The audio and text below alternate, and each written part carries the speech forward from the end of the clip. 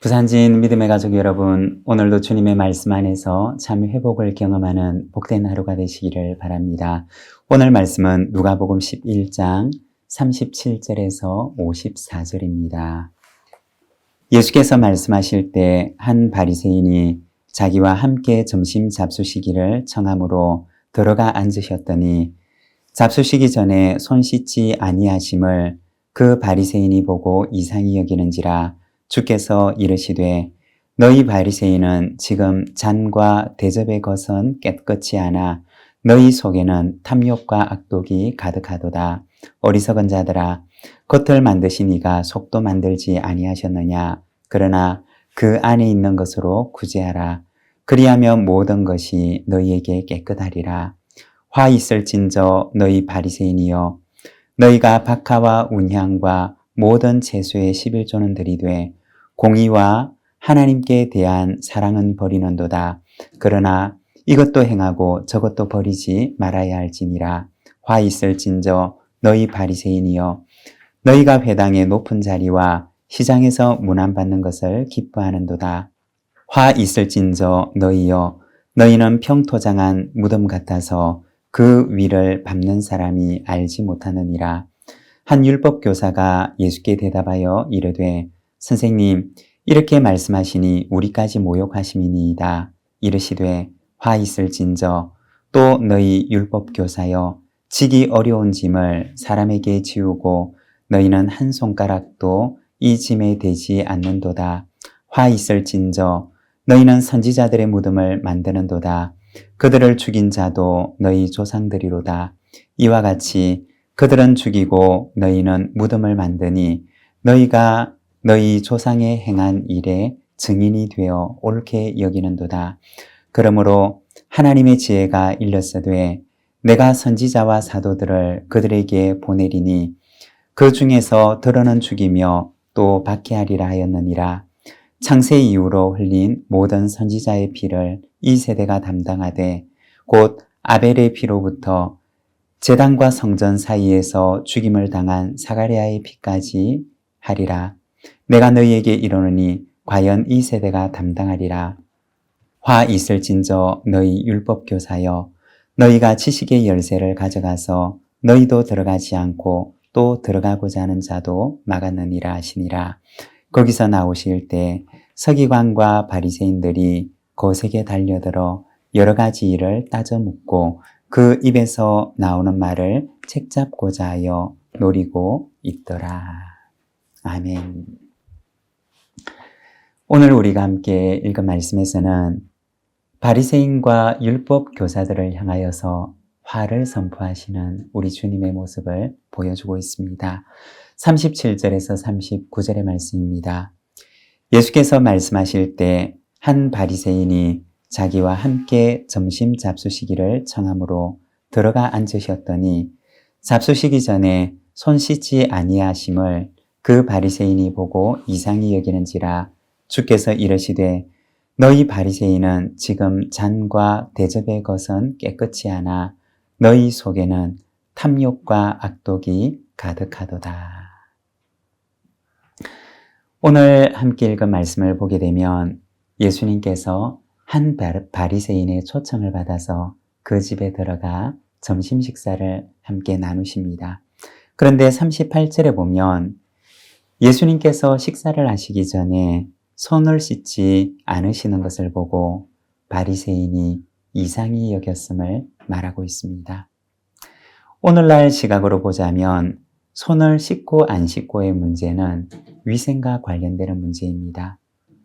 하지만 당시의 관점에서 보면 이 손을 씻는 문제는 위생을 넘어 종교적인 의미가 있는 행위였던 것입니다.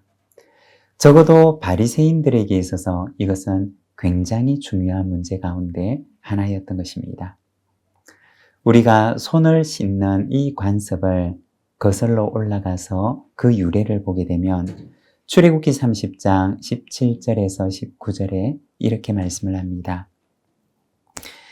여호와께서 모세에게 말씀하여 이르시되 너희는 물두멍을 노스로 만들고 그 받침도 노스로 만들어 씻게 하되 그것을 회막과 제단 사이에 두고 그 속에 물을 담으라. 아론과 그의 아들들이 그 두멍에서 수족을 씻되.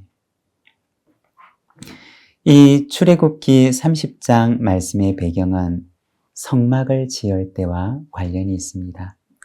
성막을 지을 때 회막과 제단 사이에 물두멍을 만들어 놓고 제사장이 회막에 들어가기 전에 이 물두멍에서 손을 씻고 들어갈 것을 말씀하고 있는 것입니다.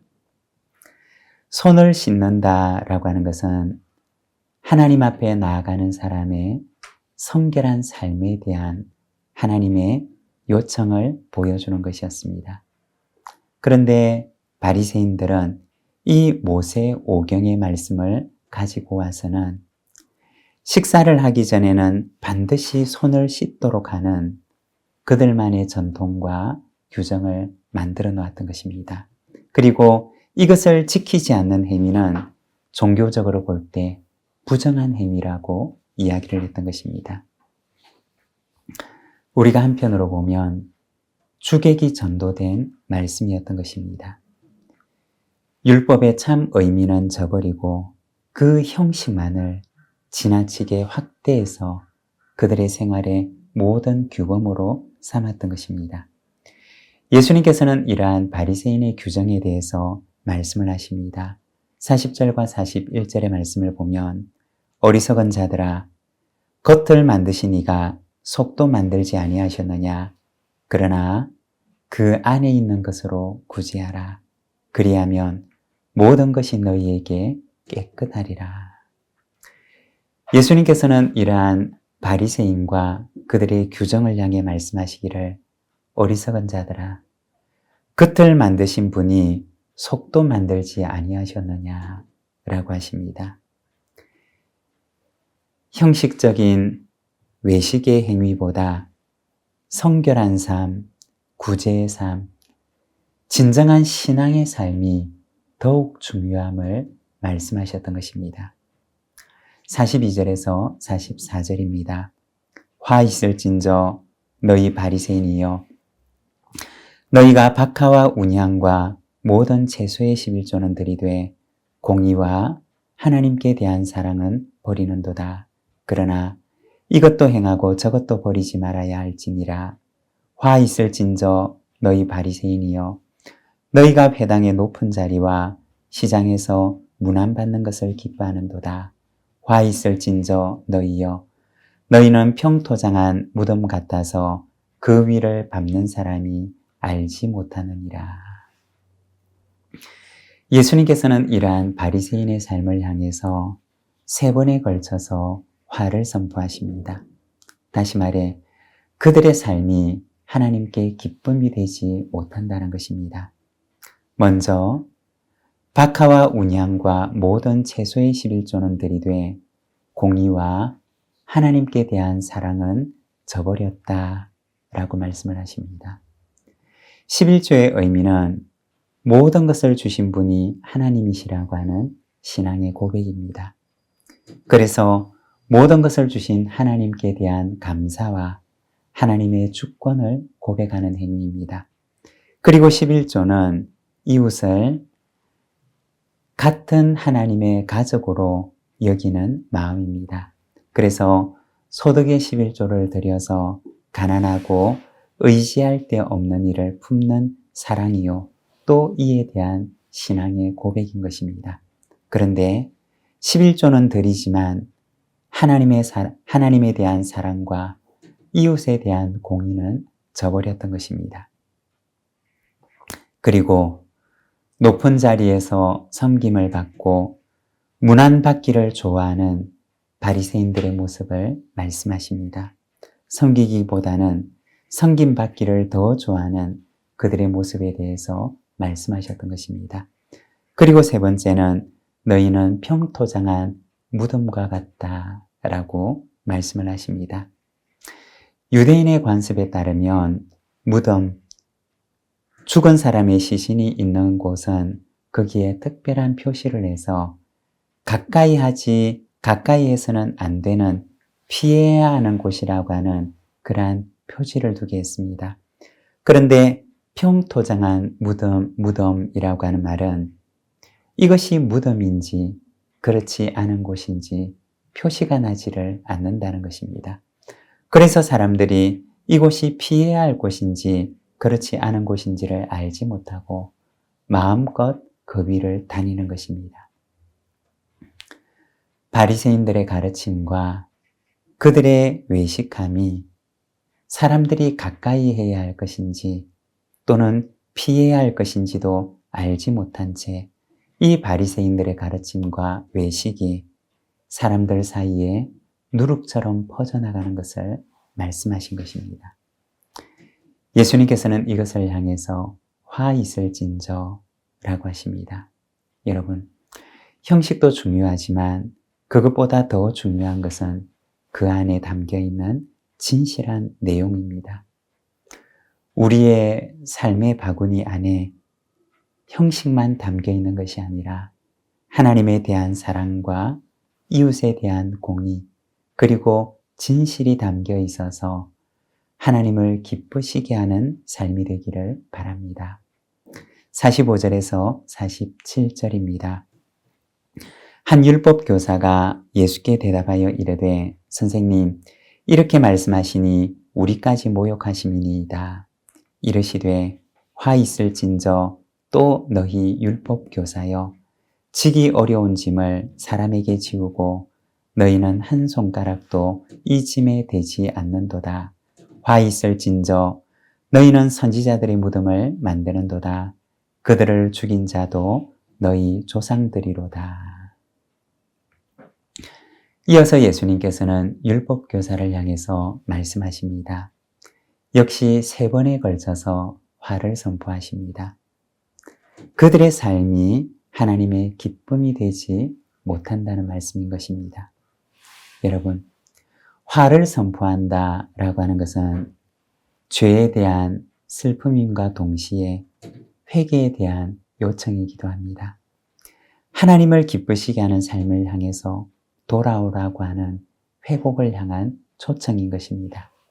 여러분, 우리가 혹시 말씀을 읽다가 마음에 찔림이 있고 또 내게 하시는 말씀처럼 여겨지는 부분이 있다면 그것은 하나님의 초청이고 또 회복을 향해 나아가는 기회입니다. 주님의 초청의 말씀을 듣고서 회복의 길을 향해 나아가는 저와 여러분의 삶이 되시기를 바랍니다. 여기에 보면 먼저 사람들에게 지기 무거운 짐을 지워놓고서 자신은 전혀 지려고 하지 않는 모습을 책망하십니다. 무거운 짐을 지워준 것도 문제이지만 그들의 삶은 전혀 본이 되지 못하는 삶이라는 것입니다. 그리고 무덤을 만드는 무덤을 치장하는 모습을 보여주고 있습니다. 선지자들의 무덤을 화려하게 치장해 놓지만 정작 그들의 삶은 예전 선지자들을 핍박했던 사람들의 삶과 동일한 삶이라고 하는 것입니다. 52절에 보면 화 있을진저 너희 율법 교사여 너희가 지식의 열쇠를 가져가서 너희도 들어가지 않고 또 들어가고자 하는 자도 막았느니라 하시니라. 이 율법 교사들은 율법을 공부하고 또 해석하고 이것을 백성들에게 가르치는 책임을 맡았던 사람들이었습니다. 그런데 이들이 율법의 진정한 의미 속으로 들어가지 못하는 것입니다. 그래서 사람들도 들어가지 못하게 막고 있는 모습을 보여주는 것입니다. 사명을 잘 감당하지 못하는 가르치는 자의 책임에 대해서 말씀하는 것입니다. 여러분, 말씀의 참 의미를 바르게 깨닫는 자가 되기를 바랍니다. 그리고 말씀을 우리 삶 속에 온전히 담아서 그 말씀의 의미를 삶으로 살아내는 저와 여러분이 되시기를 바랍니다. 기도하겠습니다. 하나님 아버지 은혜를 감사합니다. 오늘 우리가 주님의 말씀을 바라봅니다.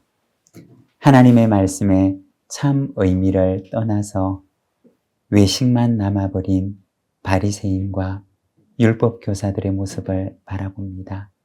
사람들에게는 무거운 짐을 지워놓고 자기는 손가락 하나로도 그 짐에 손을 대지 않는 본이 되지 못하는 그들의 삶을 우리가 말씀을 통해 바라봅니다. 하나님, 우리에게 오늘도 깨닫는 마음을 주시고 하나님의 말씀의 진정한 의미를 알고 그리고 그 말씀을 우리의 삶 속에 참으로 살아내어서 하나님을 기쁘시게 할 수 있도록 인도하여 주시옵소서. 오늘 이 하루의 모든 일들을 주님 앞에 의탁합니다. 주님, 오늘도 주님과 동행하는 평안과 기쁨과 안식과 감사가 있는 하루가 되게 하여 주시옵소서. 예수님의 이름으로 기도드립니다. 아멘.